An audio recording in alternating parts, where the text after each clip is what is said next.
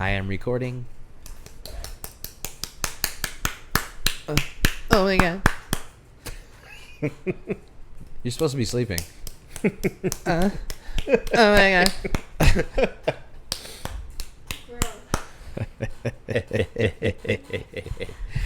All right, let's do this. All right.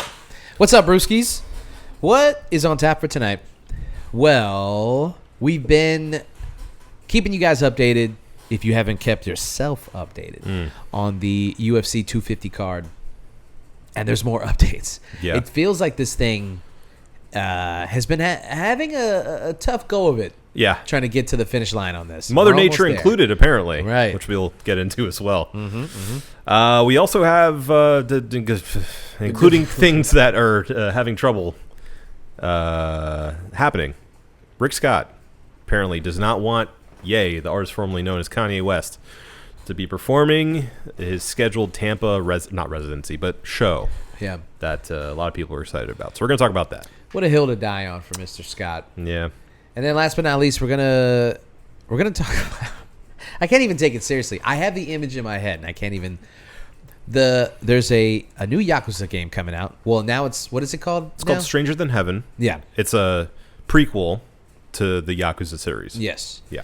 And there's a couple of very interesting cameos, which we're not going to tell you about. Yeah. You're going to have to listen to the show, dude. Not yet. Not yet. Very Not soon. yet.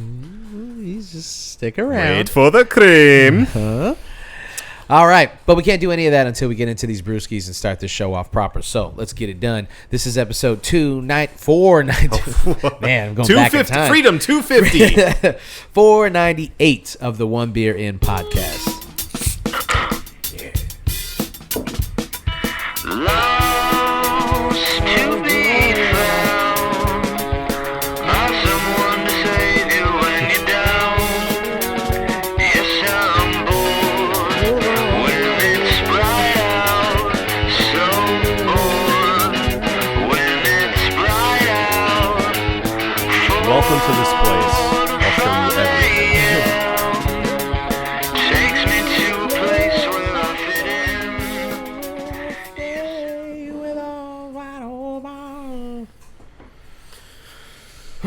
All right.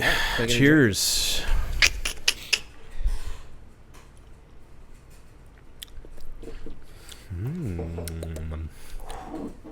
Yummy, yummy.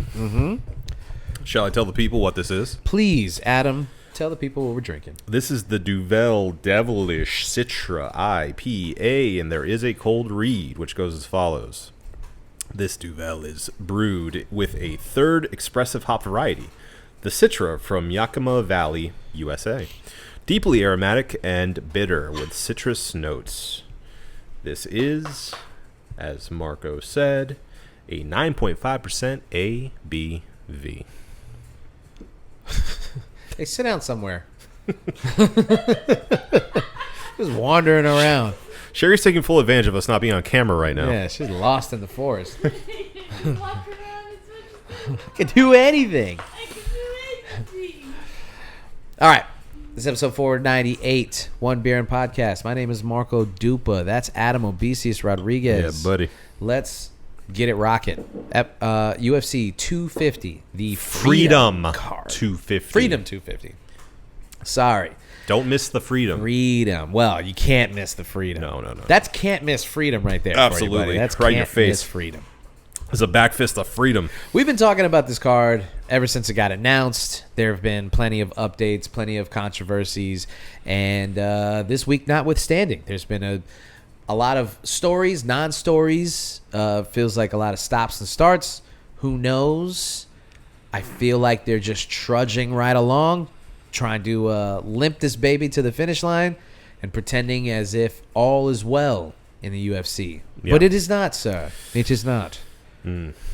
All I can tell you is that they're most likely going to make it, most likely going to do the whole thing, and it's going to be, what any... The greatest show of all time. Yeah. 200 billion watchers. Dana White literally said they're expecting Super Bowl numbers. And it just... Well, so we were talking off camera about the delusion or non-delusion of one Donald J. Trump. Yeah. And The stable genius of Donald stable J. Trump. genius. It's shit like that makes me think that there's no stability there. When you have someone like Dana White thinks they're going to do Super Bowl numbers, Yeah. he can't even. I mean, look at what. Well, let's just get into it. Sure. Sorry, I'm getting ahead of myself. Let's get right into it. Okay. Essentially, where to begin? There's been many speed bumps, Yeah. if you will, for the card. Right. Some imagined, I guess. Some actually, Speculated. Yeah, some speculated. Yeah. Let's get the non-stories out of the way. Okay. There was some speculation that Diego Lopez. Diego Lopez was told that he couldn't use his signature walkout song Lechona. Mm-hmm. That's not true, apparently, according to Diego and Dana White. Nobody banned him from using the walkout song. It is really funny to think like it's like the most Mexican song ever made. Yeah. And it is like whoever came up with this story. And that's the thing about all the stories that are coming out from this card is like there has to be some nugget of truth here. Sure. Maybe it happens. They see like they get a lot of bad press, and they're like, okay, maybe we shouldn't do that. Mm-hmm. Maybe it was floated that hey, you should change the song. Yeah. Then they changed their mind, or maybe it's all bullshit. Yeah, they could have just been completely imagined for clicks, and It's an easy thing to make up. Sure. Because if you look at everything else going around, it's a pretty plausible thing. yeah. So it's not beyond reason to think that they asked him to do that. Well, and that's why everything is broken right now. Yeah. Because there is no objective truth anymore. Anything could be true. Anything could be a lie. And that goes to what you were saying before, or as you were introducing this topic, which is, why would somebody say something so outrageous like we're going to hit Super Bowl numbers? Right. And to that I say, they don't have to. They just have to say they did. Right. And that's it. And then they can just boast about that for the rest of the year and be like, yeah, I mean, we did it. Just trust me. We definitely did Super Bowl numbers. Right. And why not? Exactly. Why? I mean, at the end of the day, they're operating at a level of do whatever you want and then worry about the consequences after. So, Right. Yeah, what's stopping them from just being like, yeah, we did it, and then like say we investigate it later, and it's like, oh, they didn't even touch any Super Bowl numbers. Yeah. Who cares? Who cares? They already made Who the claim, cares? and Doesn't we've already moved matter. on. They're already moved on to the next card. Yep. Does not matter. So the Diego Lopez thing turned out to be not true. Sean Strickland came out and said, and he has said this multiple times, that he's banned from attending the card. Dana White responded to that and was like, nobody's banned. Nobody's music is banned. We're not banning Sean Strickland. Do you have the ESPN article pulled up? So no, I actually saw an article that was updated 2 hours ago, so I figured that might be more updated. Okay. Or up to date, I should say, from Yahoo Sports. So, according to this article, quote, Sean Strickland responded to reports that he was not invited to a White House UFC event, development drawing interest due to limited attendance. Discussing UFC Freedom 250 at the White House, Strickland said he understood why organizers might exclude him and joked he would ban himself. UFC CEO Dana White denied ban rumors involving Sean Strickland, stating no fighters, media members, or music acts were barred and citing space constraints. White said Strickland had previously shown little interest in attending and quipped he was, quote, banned from humanity, end quote. Strickland added that UFC executive Hunter Campbell first offered help, then told him he was, quote, or he was not, quote, cleared by the White House, a claim he later repeated on social media. The video focuses on statements and available context, which you can find again on the Yahoo Sports article. I mean, it is, to me, pretty clear that they're all kind of dancing around what's actually happening, which is that Sean Strickland is the living embodiment of a broke clock is right twice a day. Yeah. And has made statements about the fact that we shouldn't be funding a genocide. However, or wherever the motivation from these statements, wherever it comes from for Sean Strickland himself, which is probably not a good place. Yeah, I mean, you look at other things he said recently and in the past, and you kind of know where he's coming from. Yeah. Be that as it may, I do agree that we shouldn't be funding a genocide. Sure. And that we shouldn't be... Hot take. Yeah, crazy, right? You heard it here first, folks. Right here on the One Baron podcast. We shouldn't be funding a genocide. And just like that, we are on a no-fly list. And he made the mistake of being outspoken. He's been outspoken. We've talked about Sean Strickland on the show before. He is just an outspoken guy. Yeah. And the crazy thing, and it's like Bryce Mitchell as well, another UFC fighter who's been pretty, outspoken. Yeah. It's all fun until he's saying some shit that you don't agree with. Until inevitably they hit that third rail that's not okay for the right. Right. And then they go, Now all of a sudden, Sean Strickland's not fun anymore. Yeah. The that the freedom of speech thing is a little too far, buddy. I mean, like, Dana White is falling over himself for Sean Strickland in the past. Yeah. And now that he's saying shit against Donald Trump and he's saying things against this administration, now all of a sudden he's like, all he wants to do is start fights and blah, blah, blah. Like, where he's banned from humanity, he quipped, quote unquote. Yeah. It's because he's not, buddying up to your bestie, and he's speaking out against you and the administration. Yeah. And he's not controllable. Right. And they and that was, and again, that was dope when it was selling tickets Against the libs. Yeah. When it was like, oh, these fucking pansies. Yeah. When you can all These gay slurs. But now now it's not so fun, is it? No. And it's like, oh yeah, I didn't think the Jaguar was gonna bite me in Right. my face. Right. Yeah, dude. So now you get to deal with it as well.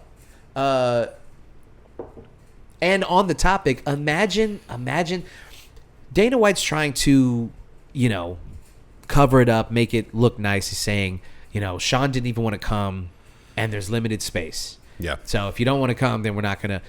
He is their current middleweight champion. Yeah. It doesn't matter if he didn't want to come. If he expressed like, "Hey, I'm not going to be there," that's one thing, sure. And maybe Sean is lying. Sure. I think he's capable of that. Yeah. Yeah. It just really stinks. It smells bad to me that the UFC wouldn't hold a seat for, first of all, their current middleweight champion. And if you want to be xenophobic about it, their only American champion right now. Yeah. I just feel like the UFC Freedom 250 card could use the whitest human being on the planet in Sean Strickland to represent for the UFC. I find it very, very suspicious. You mean the man who infamously speaks freely? Yeah. I think that's exactly it. They are afraid of that Jaguar eating their face, and they don't want an embarrassment in front of the Trump administration, in front of the White House, and in front of America and the world. Right. And they are trying to, I think, avoid that as much as possible. Like, all this stuff isn't embarrassing enough. Yeah, no. This is a proud moment. Yeah, that gaudy, just. Yeah, man. gross There, thing that they put in front of the lawn. there's an arena in front of the White House. Yeah, it's taller than the building. It's taller than the house now. Yeah. They call it the Claw, by the way. The Claw. The That's Claw, right. yeah, The yeah. Claw. The Claw. Yeah. I don't know what we're doing. Well, it doesn't appear that they know what they're doing either, because Sean Strickland has a pretty decent fan base, and when he's going around saying that he's the only American champion and he's banned from the White House card because he's been critical of this administration, you would think that, I mean, the majority of UFC fans are right-wing or right-leaning, Sure. but not to the point that they're not also anti-Semitic. And so Right. those two things seem to be at odds right now. There's a rift. They're fighting. And what's happening is you're seeing the cracks in trying to keep all of these plates spinning at once. Yeah. So if you go under, and now mind you, this is anecdotal. This is not a reliable way to, I guess, track how things may progress, because you look at the Instagram comments or the Twitter comments of something and you go, see, and then the thing comes out and it's like, actually, you were fucking wrong. Right. And real human beings don't give a fuck about certain things. Sure. But that is not to say that this isn't at least something to be aware of, which is that anytime that the UFC posts about the 250 card, it gets met with vitriol Yeah. in their comment sections. And a whole lot of anti-Semitism, oh, yeah. which is a Whole lot of very anti-Semitism. bad look for the UFC. Yeah. And its fan base, mind you.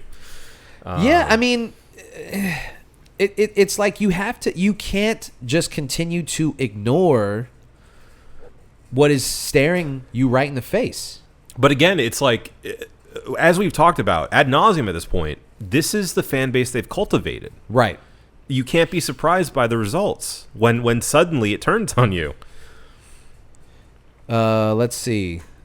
I just pulled up their latest poster. This is from 13 hours ago as of this recording. The top comment, the Epstein card. Yeah. The second top comment, this is just White House and crypto propaganda at this point. And then you get some people who are just talking about the fight. And then you get, this event is a disgrace. UFC Epstein, let's go. This guy's like, we're watching the World Cup. This is a I saw someone say, "You Epstein." You Epstein, that's good. Yeah. Somebody posted a really disturbing GIF with Epstein in it. Cool. Freedom in quotation marks. Where's Strickland?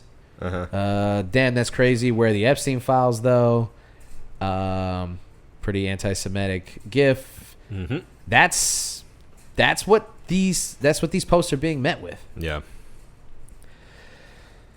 So, I don't know, man. It's just something that, I mean, like, the UFC, TKO in general, as a company, this merger that's happened, TKO and the WWE, or rather, the UFC and the WWE, TKO in general, they're having to contend with the fact that, like, they've grown too fast in too short amount of time.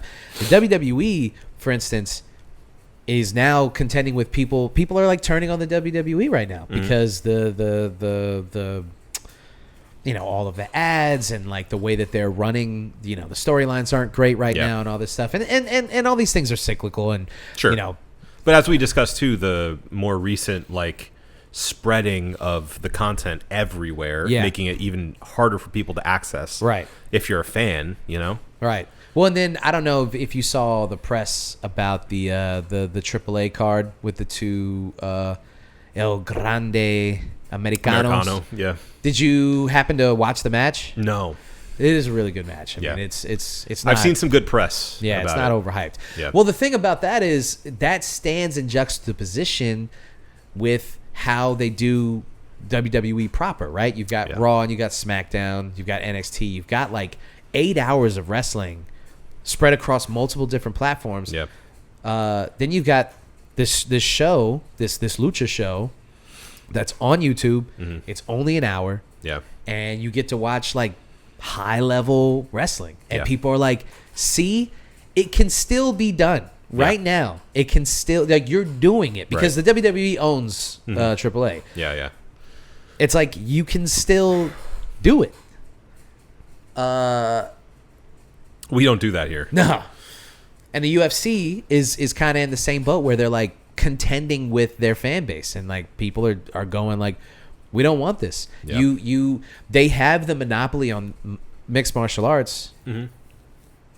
And so this is what happens with monopolies, man. They don't have to try anymore. Right. When the UFC was competing with like Strikeforce and Bellator and all these, they had to go out there and find the best of the best. Yeah. They had to put on the best cards. They had to pay people to do good posters. And did you see the Freedom 250 T-shirt?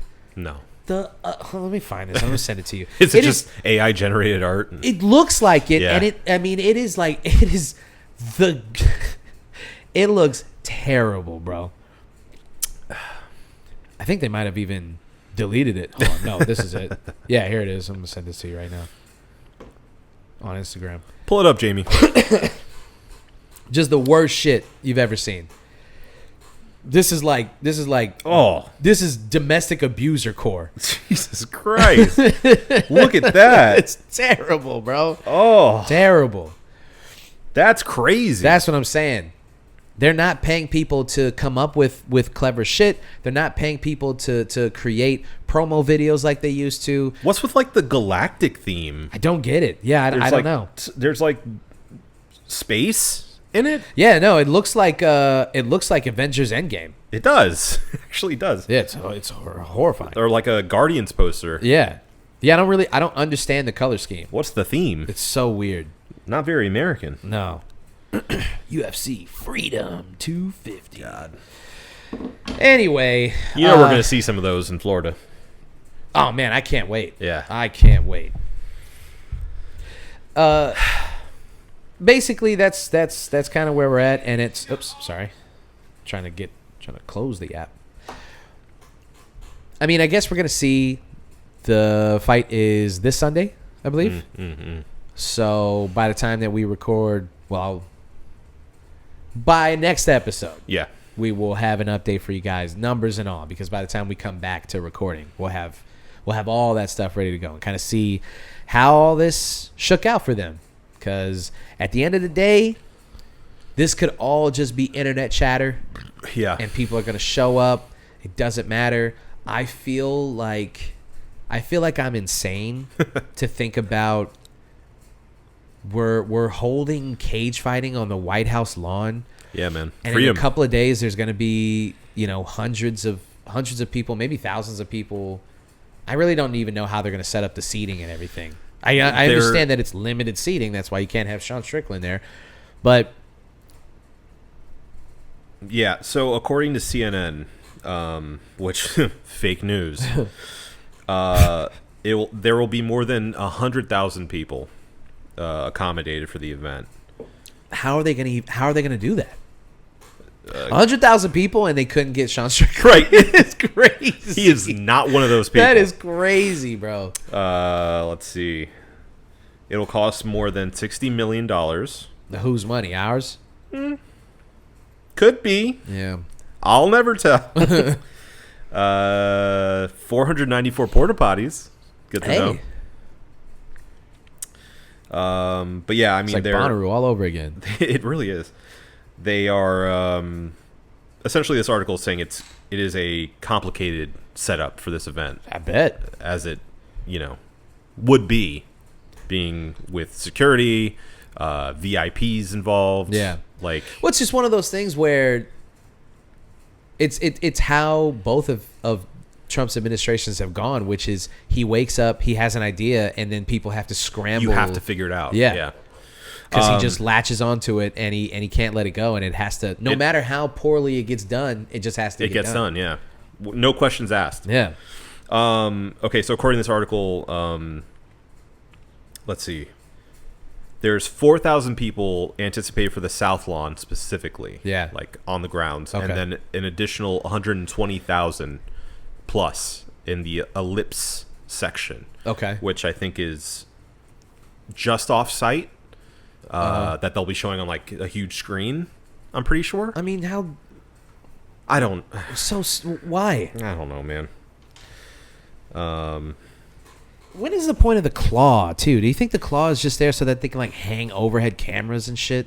Yeah, 100%. Yeah. That's probably it. I'm sure they'll have, snipers in there and Yeah. drone, anti-drone stuff, et cetera, et cetera. Also, not for nothing, but what a dangerous thing to do. Reckless. It's so reckless. And- You're the president of the United States, and, and you're like, you're let's hold it wasting out money. for what? For what? Vanity. That's just- it. I don't like. People are like, "Oh, this is such a cool idea." Are we? And again, it makes me feel like I'm losing my fucking mind. Yeah. We're in the middle of an unsanctioned war. There's genocide going on. And he's like, Yeah, what? man. let's see all some that. fights. No, we're the hottest country in the world. Yeah. You know? The numbers 2 are years ago, looking we great. were a dead country. Yeah. 2 years ago, we were a dead country. Now we're the hottest country in the world. We're the hottest country in the world. Hottest. And that's why we have to pay for the UFC Freedom 250. That's right. God, I love living in this country. man. And I'm proud to be an American. He's the only one who will perform, by the way, at his little Thank his little God. Freedom Fest. Thank God. He invited Milli Vanilli. What did he think was going to happen? I don't think he had any call in who was invited. That's true. Yeah, that's true. I don't think he remembers Milli Vanilli. No, I don't think. It's just it like okay. So I read this story about how he didn't invite the WNBA champions last year, and he hasn't invited any champion so far in his any NBA or WNBA champion so far in his presidency. Okay. And some people are like, well, yeah, why would he invite them? He's saving himself and everybody else the embarrassment of even have to acknowledge, like, nobody's going to go. The WNBA players are not going to go to meet the president. Yeah. And I highly doubt it's kind of like a save face kind of deal. But the thing is, this is a tradition that's When has he started doing that? Saving face. His exactly. What? But I think at this point I think he's realized, like, well, I don't even think he gives a fuck about saving face. No, he didn't. He just is not going to invite the WNBA players in the NBA because he doesn't want to. Yeah, that's the only reason why. Because what he would do if he actually wanted to is invite them, have them say no, and him go, they are classless. Yeah. They are lower than scum. Yeah. I don't Low know. IQ. I don't know why they don't want to come. I went out of my way to try to be nice to them, and it'd be a Truth Social tirade. Yeah, that he loves to do. But the fact that he's not even trying that tells me he doesn't care. He doesn't want to engage with that. No. Yet he shows up to the finals. But that's the thing, man. I don't know.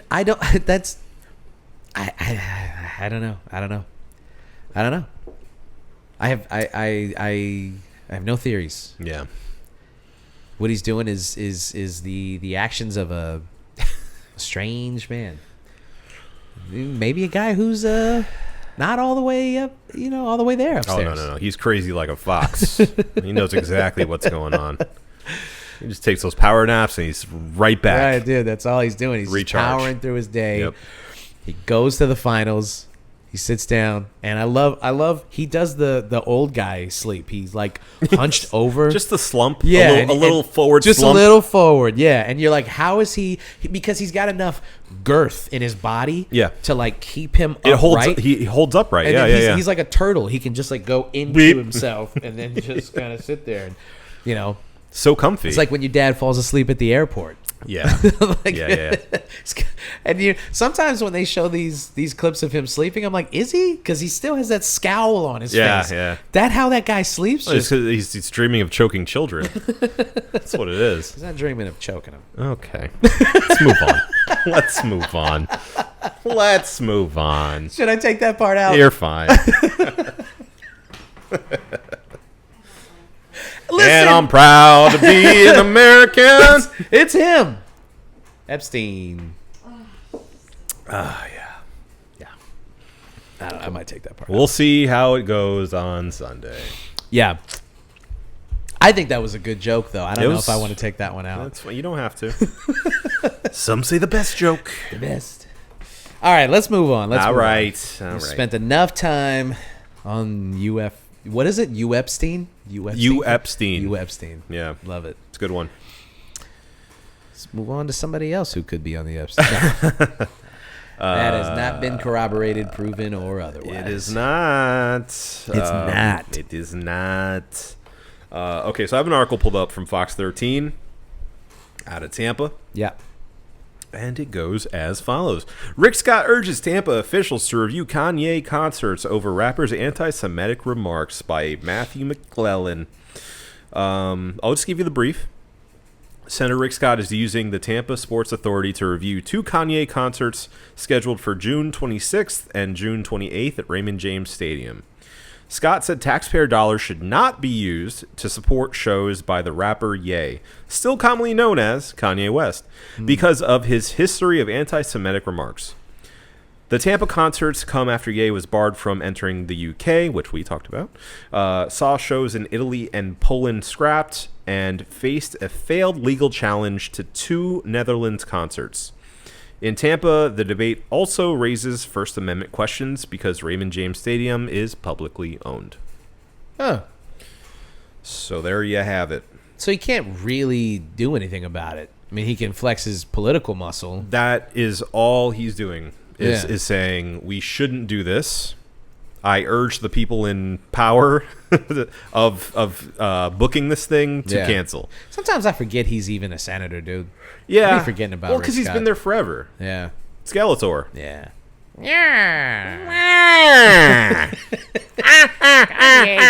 Perform, yeah.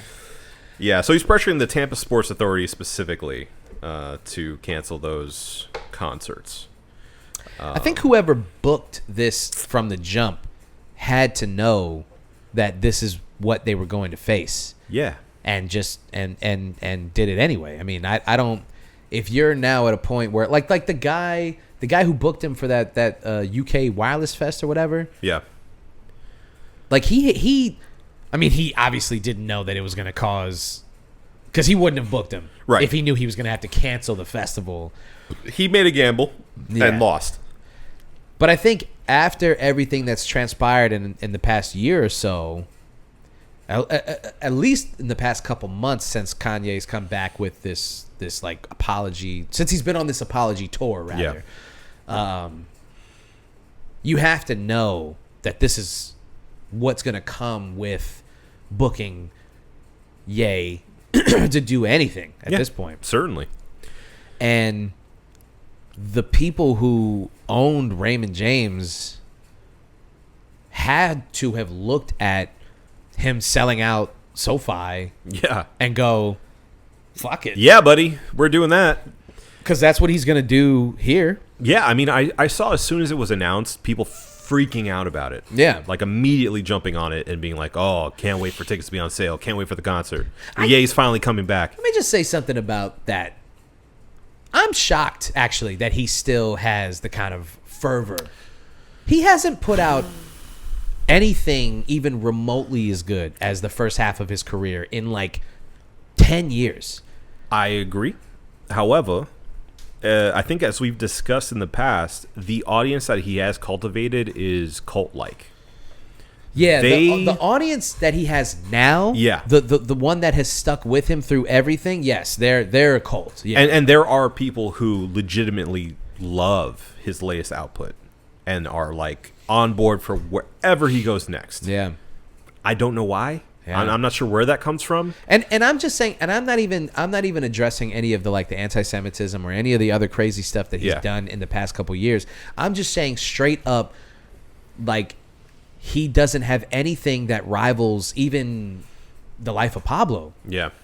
right now. And I don't know. I'm just like I think people who are losing their minds when he's booked for these stadiums, they have to be just like completely checked out from reality when it comes to Ye. Like he does shit and they're just like, I don't care. They're the people that you see in the comment sections when like he, anything that he does, they just show up and they're like, That's still my GOAT. Yeah.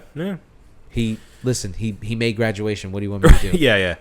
I mean, there is that like that older generation that remembers the old Kanye, and then there's a lot of younger people who I think just like the fact that he was insane. And Yeah, because the thing is, I don't think anybody from the older generation who actually grew up with Kanye, none of those people support him right now. I don't think there's anybody. very few. I don't Very know. I few. don't know anyone from that older generation that is supporting this. This is all like young. It's all young hype beasts. Yeah, well, that's exactly it. It is a hype beast movement. Again, not that dissimilar to like the Drake fan base. Yeah. Where it's like it's not just the music, it's also like I don't know, the culture of what he's cultivating. You said it best. It's a cult. It's a cult of personality. It's literally like that's what this is. Yeah. That's what it's become now. It's become bigger than the music. It's different now. Yeah, no, it's gone far beyond just the music itself, which is kind of silly. I don't know. I mean, that's happened for major musician or musical stars forever, but it seems weird to really hitch your wagon to someone as unstable and frankly unlikable as Kanye's been. I mean, that's for the past thing. 5-10 years. Yeah, it's not just. Oh, bless you. Feel that one coming from my diaphragm. Whew.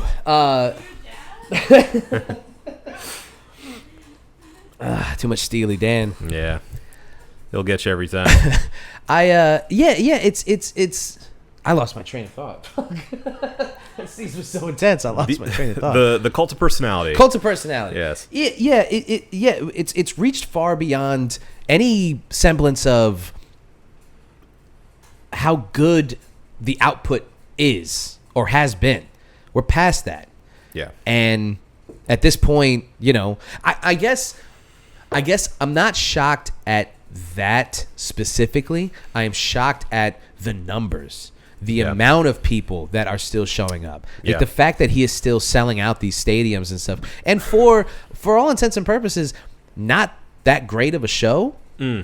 Everything that I've read so far has been like, I mean, obviously his like most fervent fans are like, it's the greatest thing I've ever seen in my life. Yeah. But the people who can be objective are like, it was pretty good. Which is saying something because I feel like before the real crash out that he was doing these shows that were like well thought out, like, kind of theatrical, well staged experiences. Yeah, I mean that was the one of the big highlights of Kanye as an artist was like how well thought out everything that he did was. Yeah. Every time that he would put an album out, it was, I mean, the rollout was something you had never seen before. Yeah.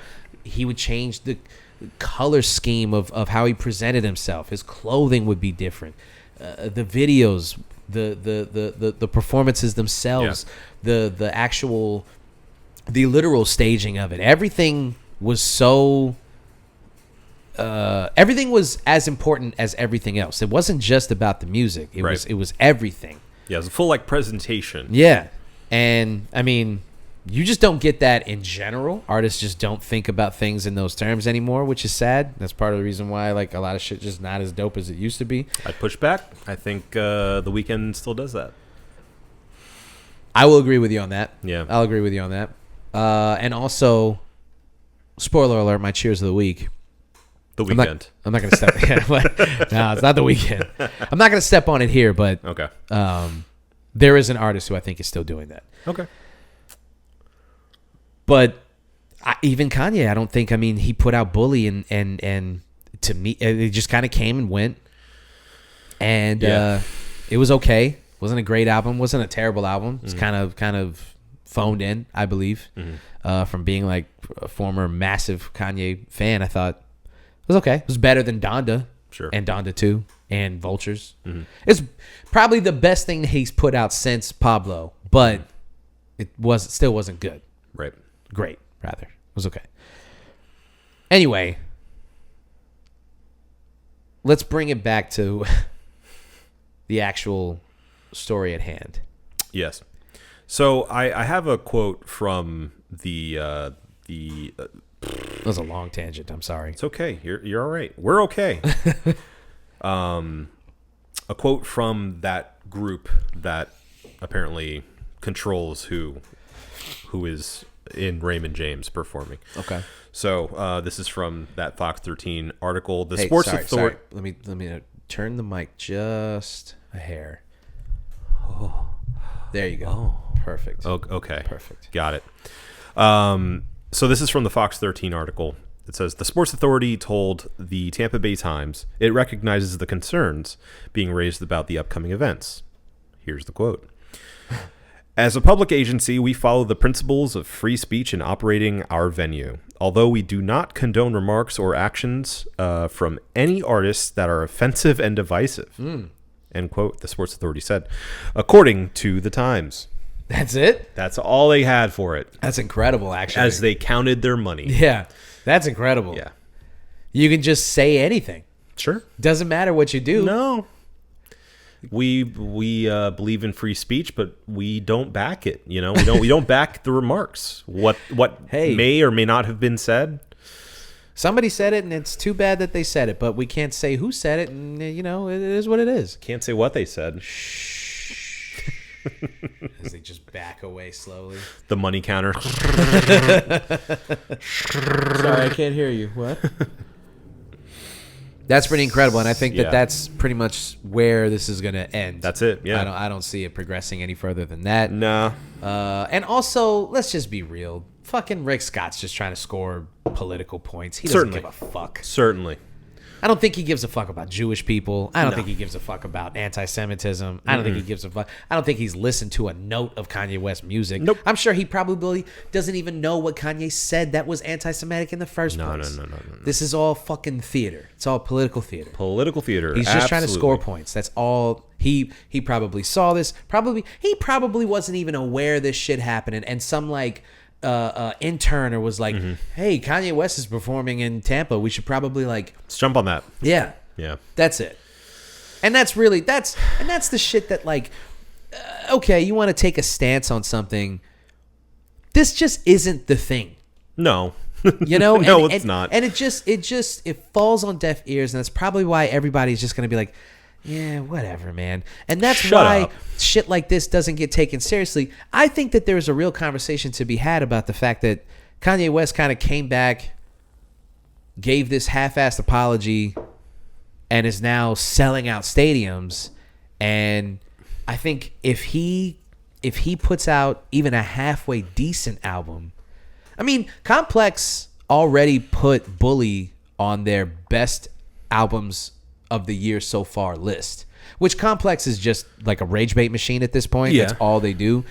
So I'm not really going to, register it that much. Most music journalism at this point, but I know, and it makes me so sad. Yeah. It makes me so sad. Just the stuff that you see now, man. Like, we used to be a country. we used to real live in a country. society. You used to be able to, look at stuff and like there was. Yeah, I'm not going to do this.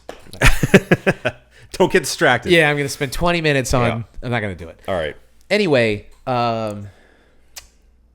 it doesn't matter. It really doesn't matter.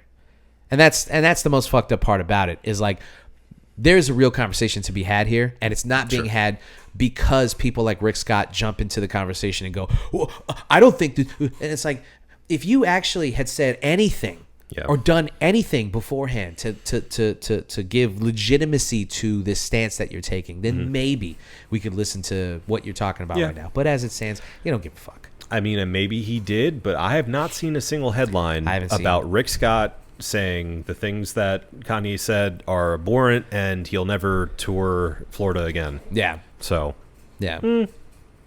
I don't know. He doesn't give a fuck. Yeah. Opportunist going to opportunize. Yep. That's a word, right? Yep. It is on the One Baron podcast where we say words however we feel. I say words. The best words. I say the words.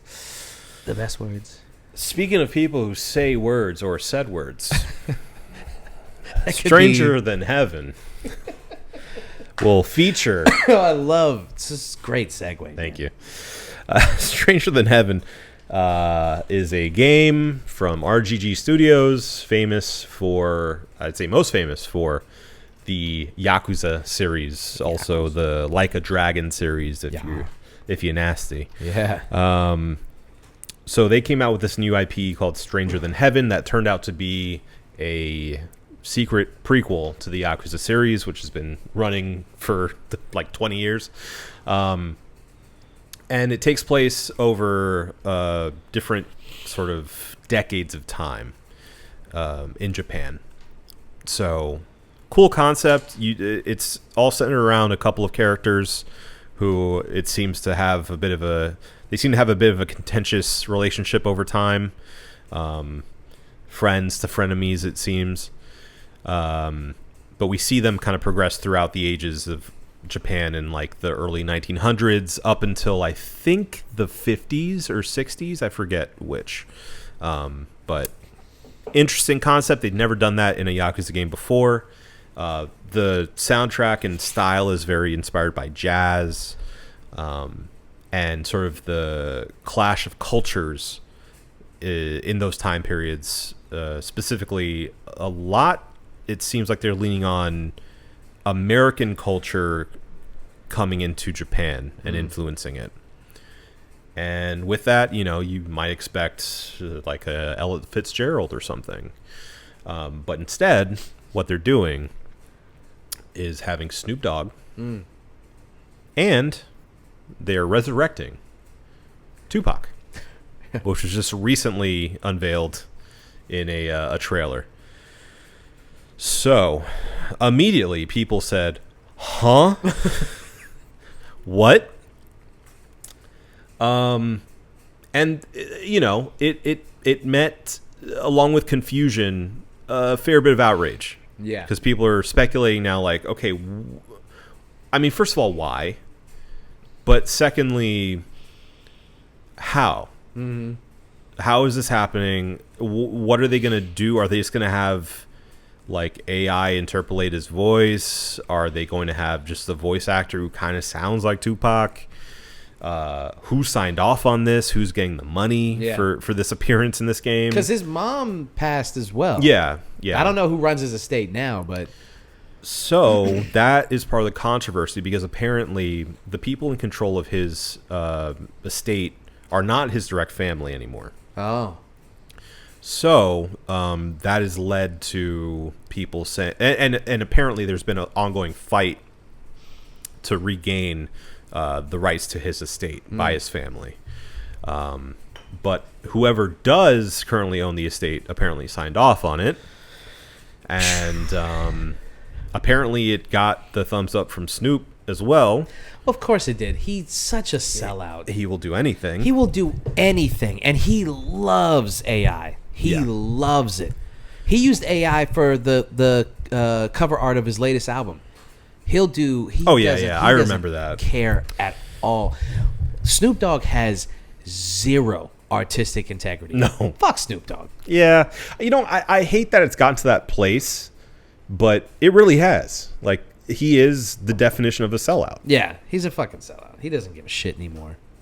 He will literally sell out for anything. He phones in his features. He phones in his fucking features. Yeah. The worst part. Yeah, fuck Snoop Dogg, man. So, for a bit more detail on this, there's an IGN article.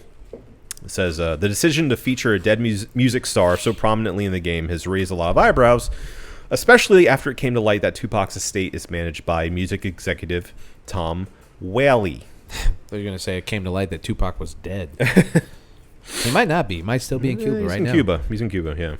A situation that has been the subject of legal dispute between Whaley and Tupac's family.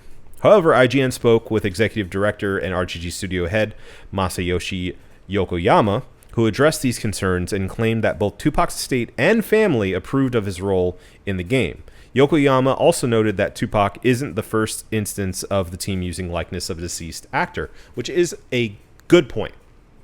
They have used actors that are like famous for being in old Yakuza movies from the 60s, 50s, etc., etc. Well, yeah. I mean, that makes sense. Sure. but Tupac. Right. I have yet, and I'm sure you're still reading, I have yet to hear anything that makes this particular instance make any sense. I don't think this quote's going to help in that. But here we go. Quote, we already have had a character like Tupac who had passed away before the game was made. The character Genzo Iwaki and the likeness of actor Bunta Sugawara. He's a really famous actor in Yakuza movies and Japanese film history. But it's kind of the same situation. He's this famous actor who passed away. But we made sure that we talked to his estate and family and got their permission. Not just their permission, but we talked to them about what we wanted to do. They not only said okay, but they were really excited about the opportunity. We wanted to give their character a role that would do other justice to the people themselves as well. If we didn't, we think that would be extremely rude, so we definitely wouldn't have done it otherwise. So we did our best to make sure that any role we create for these characters would honor them and their families. So Okay. they go on to say they're not going to use AI. They're going to use an actor, which, okay. But I think the question should still be posed, why? Yeah. Now, I do want to wait until the game comes out to really see how these characters are implemented, but I want to throw them a bone and say they are trying to honor African American influence in American culture Okay. and use that as sort of an excuse to like use these more recent musicians as a direct like point of reference for American culture, as opposed to, you know, Ella Fitzgerald, as I'm saying. Yeah. I mean, but if they, if they use like Miles Davis or something, like if there's this big jazz influence in the movies, the games are like they make it to the 50s and 60s. Yeah. I mean, you could pick somebody who was relevant at that point. I mean, like you brought up Ella Fitzgerald or Sure. like Louis Armstrong or something. They're using a rapper from the 90s. I still just don't, because if you can use a rapper from the 90s, you can use an actor from the 90s who's still alive. You could have fucking paid Denzel to be in this. You could have, Sure, yeah. You know what I'm saying? Like, you could have used any guy from like the early 90s gangster movies. You could have like fucking Lorenz Tate or somebody in these Mekhi Phifer. games. Mekhi Phifer. Yeah. You know what I'm saying? Like, why Tupac? It's just, it just screams of like sometimes, you know, like these Japanese creators don't know enough about American culture, and they're just like, it would be fun to have Tupac in this. This right? isn't weird. This isn't weird at all. Why Yeah. would this be weird? Right. And everyone is going like, that's weird as fuck. And they're like, Yeah. no, you don't get it. Yeah. We asked, and everyone was cool with it. It's Right. like, even if you got everyone's permission, it's still fucking weird. Still weird. And even Yeah. if he just like pops in, it's still fucking weird. Even Yeah. if he doesn't say anything, it's still fucking weird. There's I'm sure you saw this. There's a cameo from like that really big TikTok guy in the new 007. Yeah. Yeah. And people, like, there was a lot of people who were like annoyed with it because they were like, well, what does he have to do with, he's just in there as an Easter egg. Yeah. Which I'm not particularly, I haven't played the game yet, but I've seen like clips of him like being there, like pointing at the sign. Yeah. In my head, I would have seen him and been like, that's silly. And I would have just moved Right. on. I would have thought like, I don't really understand why he's in the game, but it wouldn't have like taken me out of the game. Sure. But it's still like, what do we like? It's one of those things where you're like, well, what's the thought Why? process here? Why? Yeah. And this is, it's just like, okay, sure, you can do it, but why? Should we? And I am do it? interested to see how this, and I know you're going to get the game, so we'll be able to kind of understand fully Yeah. how he is implemented in the game. I will say, I mean, Pac's been dead for years. Any likeness that is used, I'm not really going to get up in arms about like how they portray him. I mean, you know, if they use an actor, like people were like, how are they going to mocap him? It's like, well, A guy. yeah. And then they'll just use the multitude of images that are available Yeah. and just Hey, create his likeness in they the game. already made a hologram of the man. Right. I think they can model him in a video game. Yeah, I think they'll be all right. So people who are like, how are they even going to do this? Like, that should be the least of your concerns. They got it covered, trust me. And even if they get a guy who can do like a perfect Tupac impersonation,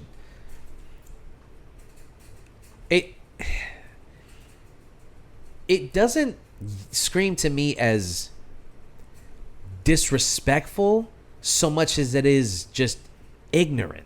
Yeah. What is the point? What lesson are you trying to, like, what, or do you think it's just fun to have this guy in the game? Like, I'm just confused. I don't think that it's clear from the statement and from the fact that they even wanted to use him in the game that, I mean, with all due respect to Tupac, like, he's not really relevant right now. Sure. He's a legend and he'll remain that, but it's not as if like he's got some new movie coming out or some new greatest hits that they've rehashed or anything like that. So it just is so random that it can't be disrespectful. It's just Strange. Yeah. I the more I think about it, I think, and maybe I'm giving it too much thought here, but the way they could kind of make it work is if it is they chose him because he is or was both a musician and an actor. Now that leads me to ask, why do you have Snoop then? Because he's been in movies, but I would not call him an actor. I feel like Tupac, in his short career as an actor, was acting the ass off of Snoop Dogg. Yeah. I would never call Snoop Dogg an actor. So I don't really. Dude, we did Bones on we this did Bones. podcast. We did How Bones. dare you? I'm so sorry. How dare you? You're right. You're right. I mean, that was a critical turn. It was. know? Yeah, Soul Plane. Soul Plane. It's been in a few. If we ever have to do Soul Plane on this podcast, we should just end it the plane is a lowrider. with hydraulics. It has hydraulics. Yeah, I see what you're saying. I think that the fact that they have Snoop Dogg in the game, to me, is like, okay, then why even That's have... enough. Yeah, you enough. did it. You filled your quota. Yeah. And he's alive. Right. And he can sign off and he can voice act it and he can be there. He can mocap it and everything. Yeah. Why do you even... Why? Why Why does it stop at Tupac? You got Snoop, Tupac, Dr. Dre in I was there. gonna say put Dre in there too. Like, Yeah. what, you know? I think it could be also that he's known as like a quote unquote gangster rapper too. So they're looking for like a gangster rapper for the American part of this Yakuza game. Yeah. And that's when it starts to get a little weird. It's like, well, what are you trying to say or do with these characters? Yeah. Or not characters, like real people. What are you trying to... What image are you trying to put across, or like what's the point of this? What's the goal? What's the goal? Yeah. Are you trying to... And again, it just screams ignorance. Yeah. He is a gangster rapper, quote unquote. And so they're like, oh, what did they just Google American gangster rapper? And that's like the first thing I wonder what's the first thing that comes up. Let's find out. What do you think? I think it might be Tupac. I'm thinking Ice Cube. Okay. Gangsta Boogie. Gangsta Boogie. All right. If you Google American gangster rapper, you get a Wikipedia about gangster rappers. You get a Reddit post, Facebook posts. The greatest gangster rappers of all time from Ranker. How about American gangster rap artists? Well, let's just look at images first. Okay. The first image that you get is actually Twista. What? Because he has a song called American Gangster. Yeah. The next image is a stock black guy. Okay. And then the third image is Dre and Snoop Dogg. Okay. Then you got NWA, more NWA, Jay-Z, another stock black guy. You don't really get Tupac. I haven't seen Tupac's not in here until... It's mostly NWA. Oh, there's Tupac. He finally shows up, like, 4 scrolls down. Yeah. So he's not the first thing that you see, but I will say Snoop Dogg is the first thing that you see. He's right in the middle. If you Google American Gangster Rapper, and then if you Google image it rather, the fucking third photo is Snoop Dogg. And how much do you want to bet the conversation was, hey, let's get Snoop Dogg. Okay, they get Snoop. He's in the studio. Yeah. And they go, hey, we want someone else. Snoop, what do you think? Why don't we get Pac? And that was that. That's it. That was it. That's all it took. Yeah. That's all it took. Yeah. I don't know. I'm interested to see how they handle it because obviously this is a bit of a spicy topic for them I to. don't even know if I'm interested, but I am like morbidly curious to see Yeah. what they've done. Yeah, How they're going to me pull this too. off. Because when he comes around that corner, it looks janky as all hell. Yeah. And then it's just this big Tupac. And like, I'm supposed to be excited about this? I haven't thought about Tupac in like at least a couple years. It's like, They did their job. His Yeah. memory's still alive. guess we're, yeah. Yeah. I mean, I guess in a way it's cool that he's getting an acting role, quote unquote, after his death, but It's just all so nefarious. they're puppeting his corpse. Yeah. Like I don't like it. Yeah, I don't I like want to say I don't. If you don't know my stance on this yet, I don't like it. Yeah. And honestly, it kind of gave me the ick for this new game. Yeah. That I was really excited about, but I'm still gonna get it. I'm still gonna see it through. But unnecessary foul. What are we doing? Yeah. That's a flagrant one, I think. Yeah. We'll see. Might upgrade it to a flagrant two. Unless you're Victor Wembanyama. Yeah. Boy, oh boy. All right. All right. You want to get to the cheers of the week? Let's do it. Let's rock and roll. You know what time it is, ladies and gentlemen. We got to talk about the cheers of the week. This is, if you are just joining us on the 497th episode, we got to big up. I feel like today's episode is a good episode to kind of take a step back and explain it to people because, I mean, a lot of negativity this episode. Yeah, I mean, it tends to be the way it goes sometimes. Yeah. And it is what it is. And that's why we use this segment to uplift and say, this is some cool shit that's going on. Or this is a cool thing that I'm into. Or this is something that I feel like we need to draw some attention to and say, hey, let's big up this thing. And that's what the cheers of the week is. So, Obi, would you like to start us off? I would love to. My cheers of the week goes to Gen Z directors. Right. So Marco and I just saw Obsession, which everyone's been talking about. Mm-hmm. We may get into it more in its own dedicated episode. Uh-oh, spoiler alert. Maybe one reel in coming. Maybe, we'll see. But the director, Curry Barker, young man, and the director of The Backrooms as well, only like 20 years old. Yeah. Kane Parsons, a.k.a. Kane Pixels, both of which kind of earn their names on YouTube and social media.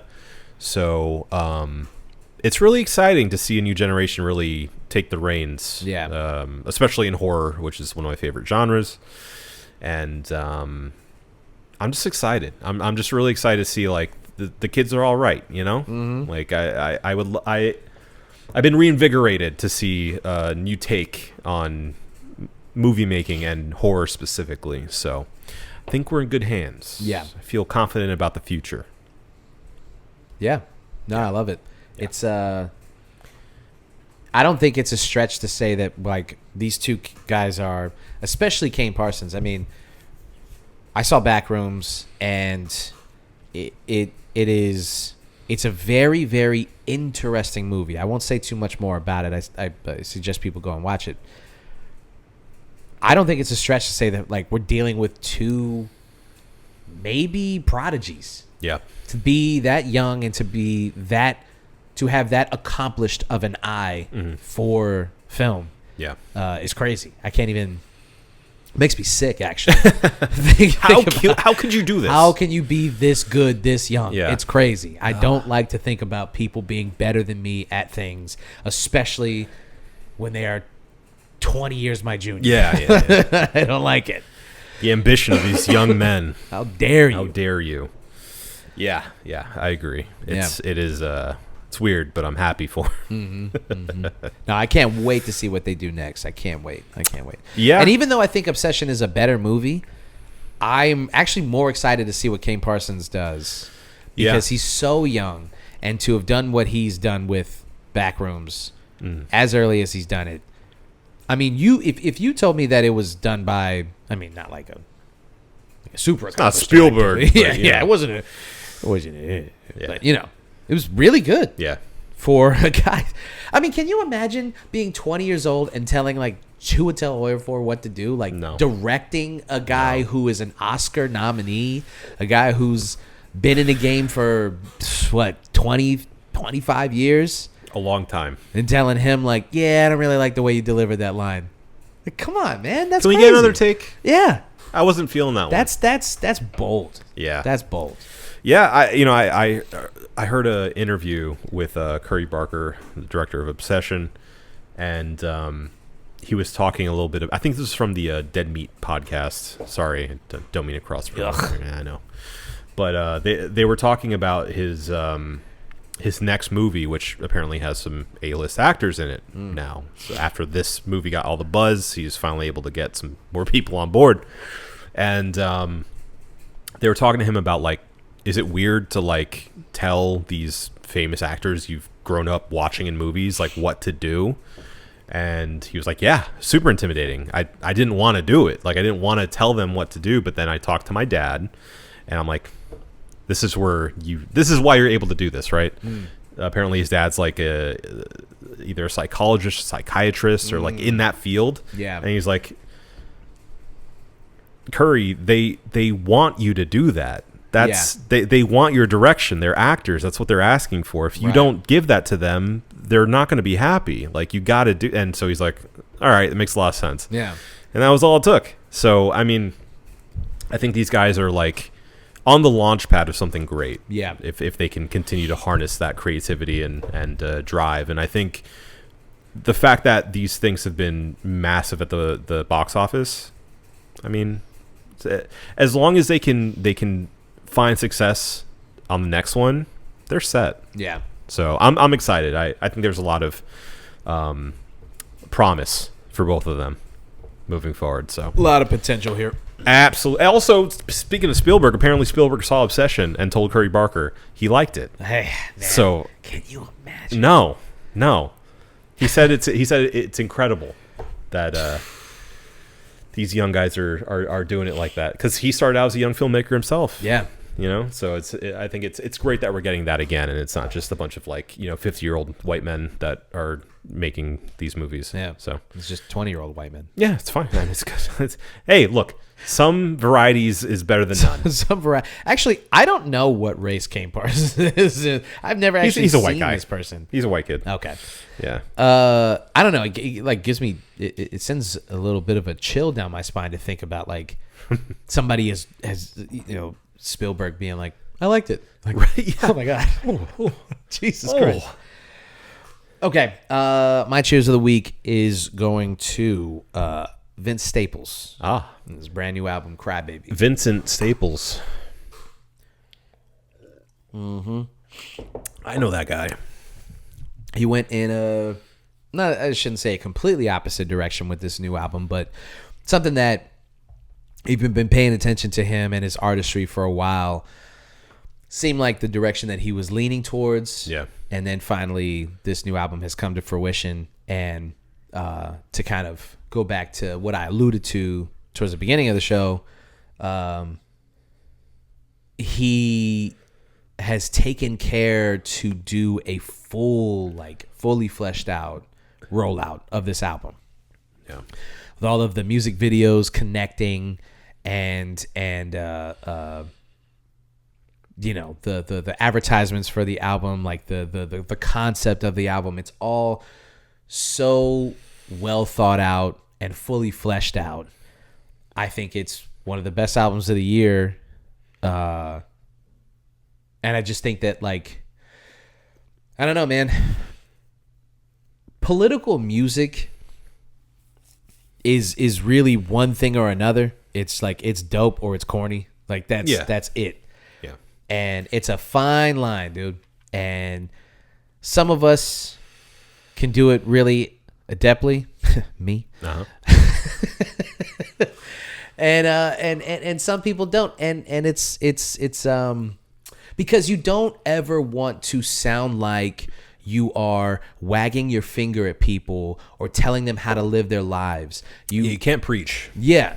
And I think that that's something that, like, not to bring it back to me, but I am going to do that. That's something that, like, I've been acutely aware of making political music is, like, I don't ever want people to feel like I'm better than them or telling them how to live their lives or telling them that I'm even doing more than they're doing. Better. Yeah.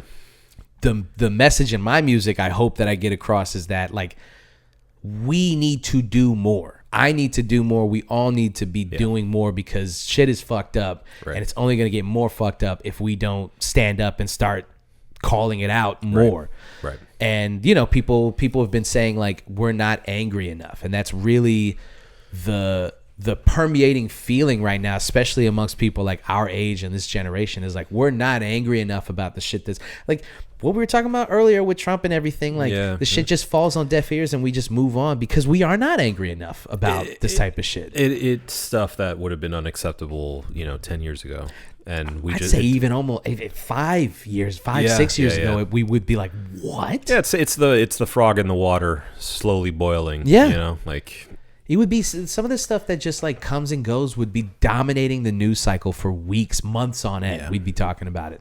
And Vince Staples' new album is I feel like it has that same energy of we're not angry enough. Like, we need to continue to talk about the stuff that, like, comes and goes. We're talking about, like, police violence and things like that, like, just because there hasn't been some, like, high profile murder, which, by the way, that's a good thing that we haven't seen that, but we're still seeing white supremacists shoot up mosques, and we're still seeing, racism at every level of the system. Not to mention the fact that it systematically is just inherently racist. Yeah. To begin with, like, just the formation of it as an entity of police work, right? It's slanted in that way. Yes, regardless, exactly. So the existence of it in its current state is inherently racist. Woke, whatever. I hear you. Okay. Yeah, woke. Yeah. I think that's part of the lesson of Crybaby. That's part of the story. I think it's a great album. Not to mention, it's a pseudo rock album. He has live instruments, live bands playing on it, and the sound of it is just something very far removed. I think people don't really understand, like, he every album he tries to do something a little bit different. Yeah. And, like, listen to Big Fish Theory and then listen to Crybaby and tell me, like, this is the same guy, Yeah, as soon as he dropped Big Fish Theory, I'm like, this guy is special. Yeah. Like, he can do a lot more than he's done so far. Yeah. And he's proven to do so. Yeah, I think I'll just leave it at this. I think he's probably the most underrated rap artist going right now. Yeah. I think people do not give him enough credit for the fact that he has not put out one whack album. And his entire discography is good to great. Yeah. And it's all been pretty much all different. Yeah. So there you go. All right. Very good. You want to review this brewski?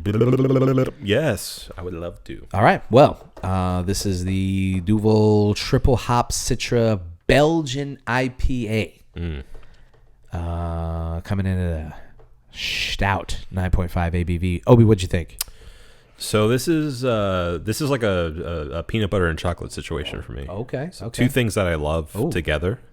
Talk about it. And it has the sort of the Belgian rich sweetness, that a little bit of, like, warmth almost, that I love, and also a bit of that bitterness, that bitter kick. So it's like it's a sweet bitter together that just works for me very well.